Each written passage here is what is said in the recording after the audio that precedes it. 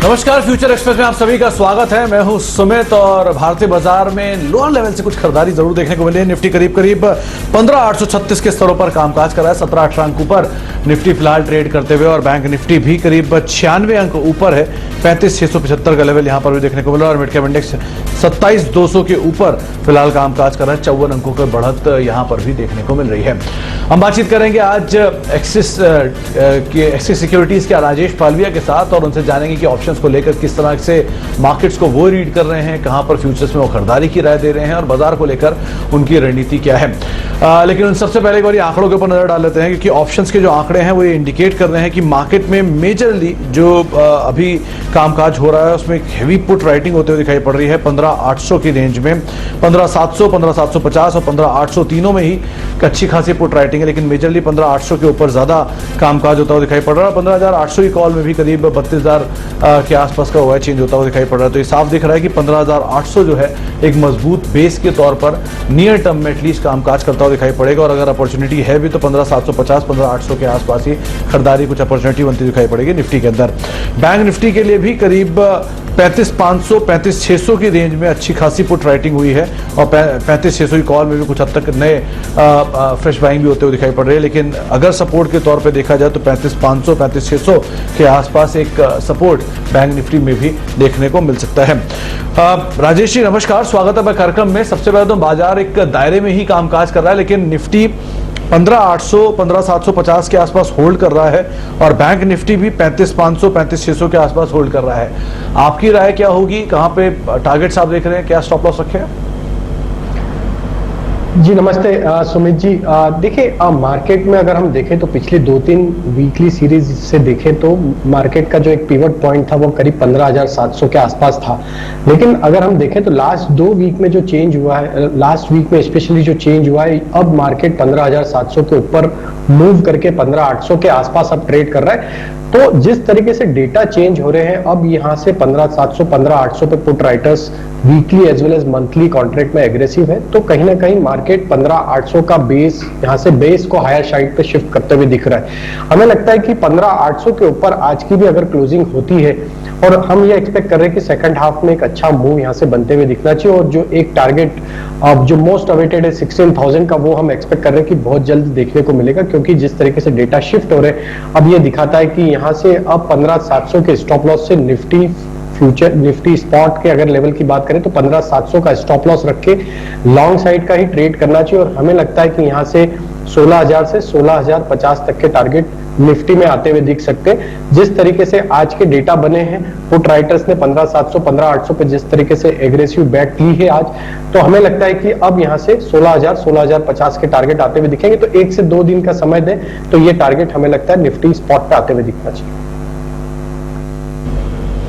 तो 16,000 के ऊपर के टारगेट्स अब राजेश जी को दिख रहे हैं, लेकिन हाँ आप खरीदारी यहाँ करें, 15,700 का एक स्टॉप लॉस मेंटेन करें। अच्छा राजेश जी, कल तक निफ्टी बैंक ज्यादा मजबूत शेड पे दिखाई पड़ रहा था, वहां पे फ्रंट लाइन मतलब इंडेक्स के कंपैरिजन में ज्यादा बेहतरी थी, ज्यादा तेजी थी। आज क्या सिचुएशन है यहाँ पे? बिल्कुल, आज भी अगर हम देखें तो बैंक निफ्टी काफी स्टेबल है और जिस तरीके से बैंक निफ्टी ने पिछले 2 वीक में जो बेस बनाया है 34,700, 34,800 की रेंज में एक बेस बना है। ऑलरेडी बैंक निफ्टी में अंडर परफॉर्मेंस था, लेकिन अब जिस तरीके से बैंक निफ्टी का बेस बनने के बाद 35,200 के ऊपर अब बैंक निफ्टी सस्टेन कर रही है। और अगर हम आज का डेटा भी देखें तो पुट राइटर्स 35,500, 35,600 की स्ट्राइक, इवन 35,700 की स्ट्राइक पे भी एग्रेसिव है। तो वो ये दिखाते हैं कि इसमें भी अब 35,500, 35,600 के आसपास बेस बनते जा रहा है। अब यहाँ से बैंक निफ्टी में जिस तरीके से डेटा बने हुए हैं, नेक्स्ट जो मेजर हर्डल है वो 36,000 के लेवल पे है। वीकली कॉन्ट्रैक्ट में करीब 22 लाख शेयर्स का ओपन इंटरेस्ट है। तो मुझे लगता है कि अब वहां पे शॉर्ट कवरिंग का मूव बनते हुए दिखेगा। जैसे ही बैंक निफ्टी स्पॉट की बात करें, अगर बैंक निफ्टी जैसे ही 35,750, 35,800 के लेवल को क्रॉस करेगी तो 36,000 की स्ट्राइक में हमें एक शॉर्ट कवरिंग का मूव देखते हुए मिलेगा। तो बैंक निफ्टी में भी हमारा तेजी का ही व्यू है। हम 35,300 के आसपास का बैंक निफ्टी स्पॉट के आसपास ये स्टॉप लॉस को सजेस्ट करेंगे। हमें लगता है बैंक निफ्टी स्पॉट में जो टारगेट आना चाहिए वो आना चाहिए 35,900 से 36,100 तक के। तो हमें यहाँ से तेजी ही करनी है और बैंकिंग फाइनेंशियल स्टॉक्स में लास्ट 2 दिन से जो मोमेंटम बना है, जिस तरीके से एक्यूमुलेशन हो रहा है लार्ज कैप बैंकिंग स्टॉक्स में, इवन मिड कैप बैंकों में, वो ये दर्शाता है कि बैंक निफ्टी अब 36,000 के लेवल को जल्द क्रॉस करते हुए दिखेगा। तो 35,300 का एक स्टॉप लॉस मेंटेन करें, खरीदारी करें। 35,900 पहला टारगेट और 36,000 के पार राजेश जी का मानना है कि शायद बैंक निफ्टी पहुंचता हुआ दिखाई पड़े। 36,100 का टारगेट यहां पर आप देख सकते हैं। अच्छा, आगे बढ़ेंगे और कुछ और स्टॉक्स पे बातचीत करेंगे, लेकिन इससे पहले एक अपडेट आ रहा है टाटा मोटर्स की तरफ से, जहां पे टाटा मोटर्स की आज एक कॉल है 5:30 बजे, इनकी एनालिस्ट कॉल होने वाली है। और कौन कॉल है 5:30 बजे, और उससे ठीक पहले स्टॉक के अंदर कुछ रिएक्शन भी है, लोअर लेवल से अपटिक्स आते हुए दिखाई पड़े हैं। राजेश जी, कल तो आपने टाटा मोटर्स पे बिकवाली की राय दी थी और एक शानदार टारगेट्स भी अचीव हुए थे, 10% का लोअर सर्किट भी लगा था। अब टाटा मोटर्स थोड़ा स्टेबलाइज है, एनालिस्ट कॉल भी है, शेयर में रिएक्शन भी है, 0.5% ऊपर है। माने की शॉर्ट कवरिंग आएगी या टू अर्ली अभी कहना? नहीं, बिल्कुल सुमित जी, देखिए कल भी हमारा जो व्यू था उसमें हमने जो लास्ट फाइनल टारगेट सजेस्ट करे थे वो 310 305 तक के ही टारगेट सजेस्ट करे थे, और आज ओपनिंग में हमें वो लेवल ऑलमोस्ट मिले हैं। अगर फ्यूचर की बात करें तो 306 रुपए 65 पैसे का आज का लो बना है। तो एग्जैक्टली जो हमने कल सजेस्ट किया था क्लोजिंग शो में 305 के आसपास ये जा सकता है, वहीं से स्टॉक में एक रिवर्सल देखने को मिला है। देखिए, अगर इसका ओवरऑल सेटअप देखें शॉर्ट टू मीडियम टर्म, तो वो तो अभी भी पॉजिटिव टेरिटरी में ट्रेड कर रहा है। ये नियर टर्म एक नीजर रिएक्शन जो हमने कल देखा है वो कहीं ना कहीं अभी सपोर्ट के आसपास ट्रेड कर रहा है। तो देखिए, अब यहां से 305 का लेवल एक इंपॉर्टेंट सपोर्ट रहेगा। जब तक वो लेवल नहीं टूटते तो एक पुलबैक का ट्रेड जरूर बन सकता है। वापस यहां से 326 पहला ऊपर का पुलबैक का रेजिस्टेंस एरिया होगा, 326 और 330, ये दो लेवल काफी इंपॉर्टेंट रहेंगे अब पुलबैक ट्रेड के लिए। तो जब तक 330 क्रॉस नहीं करेगा तो मुझे लगता है थोड़ा सा साइडवेज कंसोलिडेशन रहेगा। वापस 330 को क्रॉस करने के बाद टाटा मोटर अपनी वापस से एक बुलिश ट्रेजेक्टरी में मूव होते हुए दिखेगा और वापस वहां से एक अप ट्रेंड रिज्यूम करता हुआ दिख सकता है। तो 326 पहला टारगेट और 330 अगर पार कर जाता है तो उसके बाद तेजी की ट्रेजेक्टरी में मूव करता हुआ दिखाई पड़ेगा। 318 319 के स्तरों पर है। दिन के ऊपरी स्तरों पर टाटा मोटर्स कामकाज करता हुआ 5:30 बजे आज एनालिस्ट कॉल, और उस कॉल से ठीक पहले इस अपडेट के बाद टाटा मोटर्स में लोअर लेवल से एक स्ट्रॉन्ग रिकवरी करीब 318 319 के स्तरों पर कामकाज कर रहा है। अच्छा, कुछ और स्टॉक्स के ऊपर नजर डालते हैं जहां पर आंकड़ों के लिहाज से कुछ फ्रेश लॉन्ग्स बनते हुए दिखाई पड़ रहे हैं। सबसे पहले जो नाम आ रहे हैं उसमें BHEL, आज एक अच्छी तेजी यहां पर बनते हुए दिखाई पड़ी, करीब 5% के आसपास की बढ़त है, फ्रेश लॉन्ग्स बन रहे हैं। भारत फोर्स दूसरा नाम है, कुछ ब्रोकरेज हाउसेस के अपग्रेड्स भी हैं और इनफैक्ट इनिशिएट कवरेज थी जिसके बाद यहां पर खरीदारी देखने को मिल रही है। बर्जर पेंट्स और गोदरेज प्रॉपर्टी तो कल से ही एक कैरी फॉरवर्ड ट्रेड यहां देखने को मिल रहा है। कल सेकंड हाफ में स्टार परफॉर्मेंस और अभी भी एक अच्छी तेजी के साथ फ्रेश लॉन्ग्स बनते हुए दिखाई पड़ रहे हैं। नए शॉर्ट्स बन रहे हैं ONGC के अंदर, टाइटन में जहां पे इनकी कमेंट्री भी है, और उसके बाद कुछ शॉर्ट्स बनते हुए वेदांता और अदानी इंटरप्राइजेस, कुछ और ऐसे नाम है जहां पर नए शॉर्ट्स बनते हुए दिखाई पड़ रहे हैं। अच्छा, शुरुआत करूंगा BHEL के साथ। राजेश जी, आज एक जोरदार तेजी में 67-68 के स्तरों पर पहुंच गया है। 69 क्रूशियल लेवल है, अगर वो टूटता है तो उसके बाद शायद फर्दर तेजी बनते हुए दिखाई पड़े। आप क्या व्यू ले रहे हैं? BHEL बड़े दिनों बाद स्टीम में वापस आया है, मूव आएगा इसमें आगे?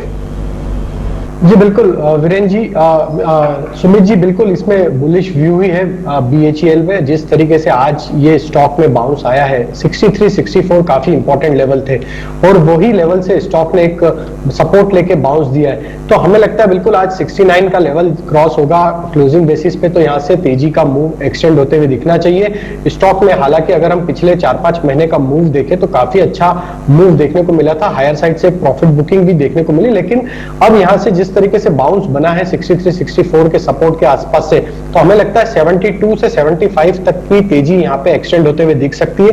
तो BHEL में जिनकी भी लॉन्ग की पोजीशन है होल्ड किया जा सकता है। 64 थोड़ा सा पोजिशनल ट्रेड रहेगा, 64 के आसपास का स्टॉप लॉस मैं सजेस्ट करूंगा, और टारगेट जो मुझे लगता है पोजिशनल बेसिस पे 75 पहला टारगेट होगा और 78 दूसरा टारगेट होगा। तो BHEL में 72-78 ये कुछ ऐसे लेवल्स हैं जिनको आप देख सकते हैं। थोड़ा डीप स्टॉप लॉस है 64 रुपए के आसपास, लेकिन आप यहां पर पोजीशंस में रह सकते हैं। अच्छा, बातचीत में राजेश जी आपसे वो कॉल्स लेना भूल गया मैं, आपकी इंडिविजुअल कॉल्स कौन सी है जहां पर आज आप तेजी या मंदी देख रहे हैं? तो बिल्कुल देखिए, आपने आपकी कमेंट्री में भी जिक्र किया, वही स्टॉक्स, दो स्टॉक्स तो मेरे उसी में से है। पहला स्टॉक है बर्जर पेंट का। अगर आज का सेशन में देखें तो 17% के आसपास का ओपन इंटरेस्ट एडिशन देखने को मिला, और जिस तरीके से बर्जर पेंट में एक कंसोलिडेशन, नैरो कंसोलिडेशन रेंज का ब्रेकआउट डेली और वीकली चार्ट पे देखने को मिला है, अब हमें लगता है ये स्टॉक को यहाँ से बाय करना चाहिए। 865 875 तक के टारगेट हम एक्सपेक्ट कर रहे हैं बर्जर पेंट फ्यूचर में। करंट लेवल से हम 825 के आसपास का स्टॉप लॉस इसमें सजेस्ट करेंगे। जो दूसरा स्टॉक है वो है गोदरेज प्रॉपर्टी का। ये स्टॉक का अगर हम सेटअप देखें तो इसमें कॉन्ट्रैक्टिंग ट्रायंगल का ब्रेकआउट ऑलरेडी हमने 2 दिन पहले इसमें देखा और इसमें फॉलो अप बाइंग एक्शन इसमें कंटिन्यू है। और जिस तरीके का ओपन इंटरेस्ट 6% के आसपास का ओपन इंटरेस्ट एडिशन देखने को मिला है, पूरे सेक्टर में कहीं ना कहीं एक बाइंग इंटरेस्ट बना हुआ है। तो गोदरेज प्रॉपर्टी में हमें लगता है 1530 से 1550 तक के टारगेट इसमें आते हुए दिख सकते हैं। तो सेकंड स्टॉक हमारा होगा गोदरेज प्रॉपर्टी का। तीसरा स्टॉक जो हमें अट्रैक्टिव लग रहा है वो इंश्योरेंस सेक्टर से आईसीआईसीआई प्रू का स्टॉक हमें काफी अट्रैक्टिव लग रहा है। हालांकि देखें तो ओपन इंटरेस्ट के नजरिए से देखें तो एक म्यूटेड एक्शन है, लेकिन इसका सेटअप अगर हम देखें, टेक्निकल सेटअप देखें और अगर इसका लास्ट सीरीज के बाद इस सीरीज का परफॉर्मेंस देखें तो काफी स्टेबल एक्यूमुलेशन एक्टिविटी इसमें देखने को मिल रही है और काफी नैरो रेंज में ये स्टॉक ट्रेड कर रहा है। तो इस तरीके के बिहेवियर में जब स्टॉक रहता है तो काफी बड़े मूव इसमें एक्सपेक्ट किए जा सकते हैं शॉर्ट टर्म के बेसिस पे। तो हम यहाँ पे आईसीआईसीआई प्रू के टारगेट जो प्रोजेक्ट कर रहे हैं वो आना चाहिए करीब 655 से 660 के आसपास के। ओके, तो पहला नाम बर्जर पेंट्स, आप तेजी की तरफ 865 875 रुपए के टारगेट्स यहां पर देख सकते हैं। दूसरा नाम गोदरेज प्रॉपर्टी, अभी थोड़ी देर पहले बात हो भी रही थी, स्ट्रॉन्ग परफॉर्मेंस कल के सत्र में और आज भी यहां पर तेजी का रुख बना रहेगा। करीब 1530 1550 के आसपास के टारगेट्स यहां पर भी देखने को मिल सकते हैं। और वैसे भी सेक्टर में तेजी है तो उसका भी कुछ टेलविंड इस स्टॉक के ऊपर आता हुआ दिखाई पड़ रहा है। और तीसरा नाम आईसीआईसीआई प्रूडेंशियल का 655 656 और 660 तक की चाल यहां पर देखने को मिल सकती है। राजेश जी, आईसीआईसीआई प्रूडेंशियल की बात हो रही है तो 2 इंश्योरेंस स्पेस के शेयर और देखिए। एसबीआई लाइफ कल 2-2.5% ऊपर था, लेकिन सेकंड हाफ में थोड़ा फिजल आउट हुआ।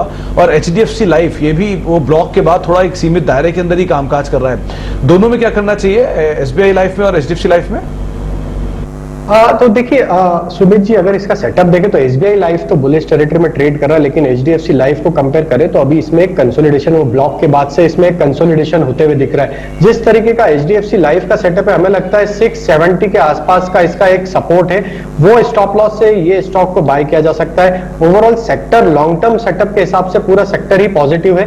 एसबीआई लाइफ में तो बिल्कुल बाय ऑन डिप्स की स्ट्रेटेजी रखना चाहिए। जब तक ये स्टॉक अब 995 के ऊपर ट्रेड कर रहा है, हमें लगता है इसमें शॉर्ट टर्म में जो टारगेट आना चाहिए करीब 1050 से लेके 1060 तक के टारगेट आते हुए दिखेंगे। तो ओवरऑल सेक्टर पॉजिटिव है। अगर आउट परफॉर्मेंस देखें तो एसबीआई लाइफ, आईसीआईसीआई प्रू, ये 2 स्टॉक्स में हमें लगता है आउट परफॉर्मेंस रहेगा टाइम बीइंग। लेकिन एचडीएफसी लाइफ अगर लॉन्ग टर्म के हिसाब से ऐड करना है तो ऐड किया जा सकता है। करंट लेवल से अभी इसमें कंसोलिडेशन का मूव हम एक्सपेक्ट कर रहे हैं। 720 इसके लिए रेजिस्टेंस है। जैसे ये 720 का लेवल क्रॉस करेगा तो वापस ही इसका अपवर्ड ट्रेंड रिज्यूम करता हुआ दिखेगा। चलिए, तो 720 ही वो लेवल है जहां पर ब्लॉक की खबर आई थी और उसके बाद शेयर में गैप डाउन ओपनिंग देखने को मिली थी, लेकिन अभी कंसोलिडेशन में है। आप तेजी लॉन्ग टर्म के हिसाब से देख सकते हैं, लेकिन हाँ, एसबीआई लाइफ ज्यादा प्रोमिनेंट है मीडियम टर्म के लिहाज से। एक ब्रेक का वक्त है, लेकिन ब्रेक पे जाने से पहले वैक्सीन जागरूकता को लेकर नेटवर्क 18 और फेडरल बैंक की संजीवनी गाड़ी देश के कोरोना प्रभावित जिले में पहुंच रही है। हमारी आपसे गुजारिश है कि आप भी हमारी इस मुहिम में सहयोग दें, वैक्सीन की अहमियत को लेकर जागरूकता बढ़ाएं। आइए आपको दिखाते हैं कि संजीवनी गाड़ी आज कहां पहुंची।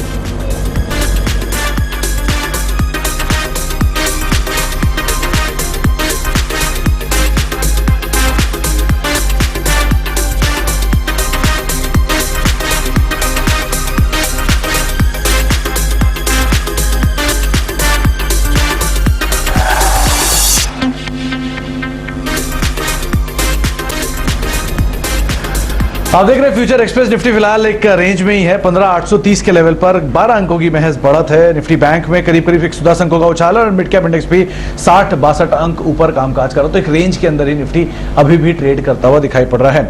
आगे बढ़ेंगे और कुछ और फ्यूचर्स में भी हम बातचीत करेंगे, लेकिन उससे पहले राजेश जी, एक छोटा ऑप्शन आपसे पूछना था। कोई ऐसा ऑप्शन है, सस्ता ऑप्शन, जहां पर पोजीशन बनाई जा सकती है अभी?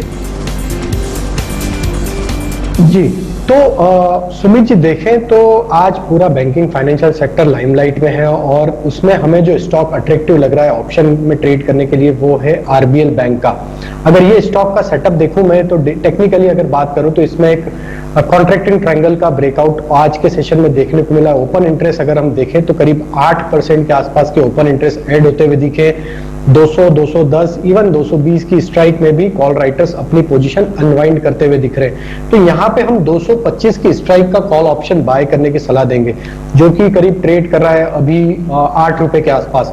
हमें लगता है जिस तरीके से ब्रेकआउट हुआ है डेली चार्ट पे आरबीएल बैंक में और जो ओपन इंटरेस्ट एडिशन है, वो ये दर्शाता है कि अब यहाँ से आरबीएल बैंक में 230, 235 तक का अपमूव यहाँ से एक्सटेंड होते हुए दिख सकता है। तो आरबीएल बैंक के 225 के कॉल ऑप्शन में हम जो टारगेट प्रोजेक्ट कर रहे हैं वो करीब आना चाहिए 11 रुपए से 13 रुपए तक। और मुझे लगता है कि जिस तरीके से इसमें फॉर्मेशन इमर्ज हो रहा है और जिस तरीके से इसमें एक्यूमुलेशन एक्टिविटी देखने को मिल रही, तो हो सकता है कि बैंकिंग सेक्टर में यहाँ से जो हम अपमूव एक्सपेक्ट कर रहे हैं, तो आरबीएल के टारगेट भी यहाँ से एक्सटेंड होते हुए 240, 250 की ट्रेजेक्टरी में भी आते हुए दिख सकते। काफी लंबा कंसोलिडेशन ऑलरेडी स्टॉक में एक बार हो चुका है और अब हमें लगता है कि ये स्टॉक अब ब्रेकआउट देके 235, 240 एक इमीडिएट टारगेट, और अगर इसको थोड़ा होल्ड करेंगे तो 250 तक के टारगेट आते हुए दिखेंगे। तो 225 का कॉल ऑप्शन बाय करें। पोजिशनली टारगेट हमें लगता है इसमें और भी बड़े आते हुए दिखेंगे। ट्रेडिंग के टारगेट हम 11 रुपए से 13 रुपए तक के एक्सपेक्ट करके चल रहे हैं। तो 11 से 13 रुपए तक के टारगेट्स यहाँ पे राजेश जी एक्सपेक्ट कर रहे हैं आरबीएल बैंक की करीब 225 की कॉल के अंदर, और 7.5 रुपए के आसपास, इनफैक्ट 8 रुपए के आसपास अभी ये कामकाज कर रही है, और 4.5 रुपए या 5 रुपए के आसपास का आप एक स्टॉप लॉस यहाँ पर लगा सकते हैं। ये आपको राय दी गई है पोजीशनल आधार पर अगर आप लेना चाह रहे हैं। इनफैक्ट आज इसमें 2 बड़े अपडेट भी आए थे। आज सुबह इन्होंने अपना Q1 का एक नंबर पोस्ट किया था, जिसमें इन्होंने अपनी डिपॉजिट ग्रोथ करीब 21% की बात की थी, और लोन ग्रोथ 2% के आसपास एस्टिमेट लगा रहे हैं Q1 के नंबर्स के अंदर। कासा रेशियो को लेकर बेस्ट एवर आंकड़े की बातचीत की गई है, और डिपॉजिट्स करीब 21%, और वाई बेसिस पर ये 21% की ग्रोथ है। सीक्वेंशियल बेसिस पे करीब 2% के आसपास की डिपॉजिट ग्रोथ की बातचीत यहाँ पे की गई है, और मतलब जो कासा रेशियो का नंबर है वो ऑल टाइम आने की बातचीत है। तो एक बहुत ही साउंड, बहुत ही पॉजिटिव कमेंट्री Q1 की तरफ से आते हुए दिखाई पड़ रही है, जिसके बाद अब जो रणनीति बताई गई है वो 225 की कॉल में है। आप खरीदारी करके चल सकते हैं। रफली 8, सवा 8 रुपए के आसपास का दाम है, और 11 से 13 रुपए के आसपास के टारगेट्स यहाँ पे आप देख सकते हैं इस कॉल में, और रफली 4.5, 5 रुपए के आसपास का एक पोजीशन स्टॉप लॉस आप मेंटेन करके चल सकते हैं। फिलहाल दिन के ऊपरी स्तरों पर ये कॉल अभी कामकाज करते हुए दिखाई पड़ रही है। अच्छा राजेश जी, आपने बैंक्स में आरबीएल बैंक की कॉल लेने की बात की। अगर आउटराइटली किसी बैंक में पोजीशन बनाई जाए लॉन्ग साइड पर, तो कोई बैंक दिख रहा है क्या आपको अभी? देखिए, पूरे सेक्टर में ही काफी अच्छा एक्यूमुलेशन एक्टिविटी देखने को मुझे लगता है कि इस सेक्टर में अभी अब यहाँ से ट्रेड लेना है तो आईसीआईसीआई बैंक का सेटअप काफी अट्रैक्टिव है, और दूसरा स्टॉक मुझे जो अट्रैक्टिव लगता है वो है इंडसइंड बैंक। तो दोनों ही आई लेटर के बैंक मुझे यहाँ पे काफी प्रॉमिसिंग लग रहे हैं टेक्निकल सेटअप के हिसाब से। तो आईसीआईसीआई बैंक में हम जो प्रोजेक्ट कर रहे हैं टारगेट आना चाहिए करीब 680 तक के टारगेट आते हुए दिख सकते हैं। और इंडसइंड बैंक का जो सेटअप है उसमें जिस तरीके से मोमेंटम बना हुआ है, हमें लगता है कि इंडसइंड बैंक 1040 के ऊपर अब ये ट्रेड कर रहा है, और जिस तरीके से स्लो स्टडी स्टॉक में मोमेंटम बनते हुए दिख रहा है, पिछले अगर 7-8 दिन का सेटअप देखें तो स्लो स्टडी स्टॉक धीरे धीरे ये 1040 के आसपास अब आ चुका है, और मुझे लगता है कि ये इंडसइंड बैंक में अब यहाँ से एक अच्छा अपमूव बनते हुए दिख सकता है। 1080, 1090 तक के टारगेट इंडसइंड बैंक में अनफोल्ड होते हुए दिख सकते हैं। करंट लेवल से 1015 के आसपास का स्टॉप लॉस लेके इंडसइंड बैंक भी बाय किया जा सकता है। तो दोनों आई शब्द के स्टॉक आईसीआईसीआई बैंक और इंडसइंड बैंक राजेश जी को पसंद है। आप तेजी अगर बैंकिंग में देखना चाह रहे हैं आरबीएल बैंक के अलावा, तो आप इन दोनों पे दाव लगा सकते हैं। और बाकी उन्होंने सस्ते ऑप्शन के तौर पे एक आरबीएल बैंक को चुना है, जहां पर आप 225 की कॉल खरीद सकते हैं। 8, 8.5 रुपए के स्तरों पर भी कामकाज कर रही है, और 11 से 13 रुपए के आसपास के टारगेट्स को यहाँ पर देख रहे हैं। चलिए, बहुत बहुत शुक्रिया राजेश जी, आपसे ज्यादा बातचीत नहीं हो पाई, समय का थोड़ा अभाव था, लेकिन बहुत बहुत शुक्रिया अपना समय हमें देने के लिए, हमसे बातचीत करने के लिए, बाजार को लेकर, तमाम कॉल्स को लेकर भी। जाने से पहले आपको एक और अपडेट देते हैं कि मनी कंट्रोल प्रो एक बड़ी खबर है। एफआईपीपी और सिलरा1 की एक रिपोर्ट के मुताबिक मनी कंट्रोल प्रो दुनिया की top 20 global digital news subscription services के लिस्ट में शामिल हुआ है। गौर करने वाली बात यह है कि इस प्रतिष्ठित सूची में शामिल होने वाला मनी कंट्रोल प्रो अकेला भारतीय पब्लिशर है, और यह मुकाम मनी कंट्रोल प्रो ने लॉन्च होने के महज 2 साल के भीतर ही हासिल कर लिया। इसी माइलस्टोन के लिए सभी पाठकों का तहे दिल से शुक्रिया।